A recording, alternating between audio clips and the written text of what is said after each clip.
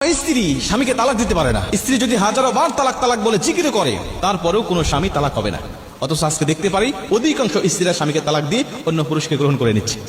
অধিকাংশ স্ত্রীরা আজকে স্বামীকে তালাক দিচ্ছে। যতটা পুরুষ স্ত্রীকে তালাক দেয় তার থেকে অনেক অনেক গুণ বেশি স্ত্রীরা স্বামীকে তালাক দেয়।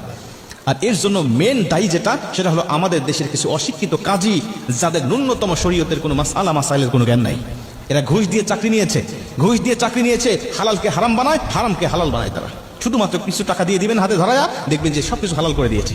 শরীয়তের নিয়ম অনুযায়ী তালাক হয়ে গেছে, তালাক হয়ে যাওয়ার পরে আবারও ওই সমস্ত কাজীরা একত্রিত করে তাদেরকে জোড়া লাগিয়ে দিচ্ছে, আবারও সংসারে বৈধতা দিয়ে দিচ্ছে। এভাবে আজকে হাজারো সন্তান অবৈধভাবে জন্ম হচ্ছে আমাদের সমাজে।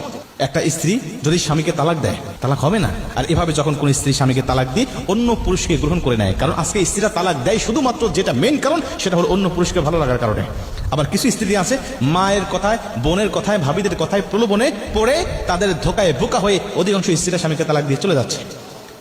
মা বাবার বাড়ির কথা শুনে অধিকাংশ স্ত্রীরা তালাক দিচ্ছে আজকে।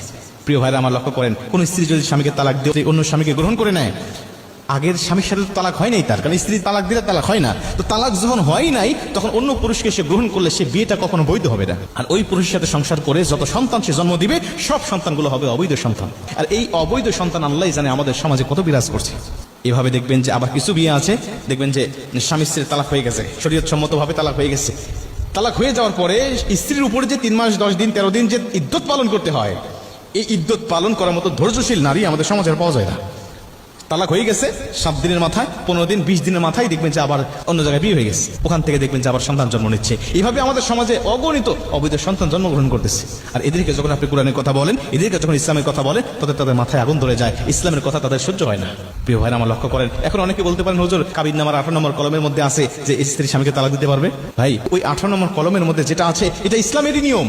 ওখানে আছে স্বামী যদি স্ত্রীকে ভরণ পোষণ না দিতে পারে, খরপোষ না দিতে পারে, তার সাথে বনিবনা না হয়, তাহলে স্ত্রী স্বামীর তালাককে গ্রহণ করতে পারবে। মানে স্বামী স্ত্রীকে আগে অনুমতি দিয়ে দিবে, দেখো আমি যদি তোমার হকগুলো আদায় না করি, খরপোশ না দিতে পারি, তোমাকে শারীরিক মানসিক কোনো চাহিদা যদি পূর্ণ না করতে পারি, তাহলে তুমি ইচ্ছা করলে তুমি আমার তালাক গ্রহণ করতে পারো। এই বৈধতা যদি স্বামী স্ত্রীকে দিয়ে রাখে, তাহলে স্ত্রী তখন বলবে যে দেখো তুমি যে আমাকে অনুমতি দিয়েছিলে, তুমি যে আমাকে গ্রহণ করার ক্ষমতা দিয়েছিলে, আমি এখন তোমার সেই তালাকটা আমি গ্রহণ করে নিলাম। আমার সাথে তোমার বনিবনা হচ্ছে না, তুমি আমার খরপোশ দিচ্ছ না, আমার ভরণ পোষণ দিচ্ছ না, আমার কোনো চাহিদা তুমি পূর্ণ করছো না, অর্থাৎ তোমার তালাক আমি গ্রহণ করে নিলাম। তালাক গ্রহণ করার ক্ষমতা স্ত্রীদের আছে, তালাক দেওয়ার ক্ষমতা কোনো স্ত্রীর নাই।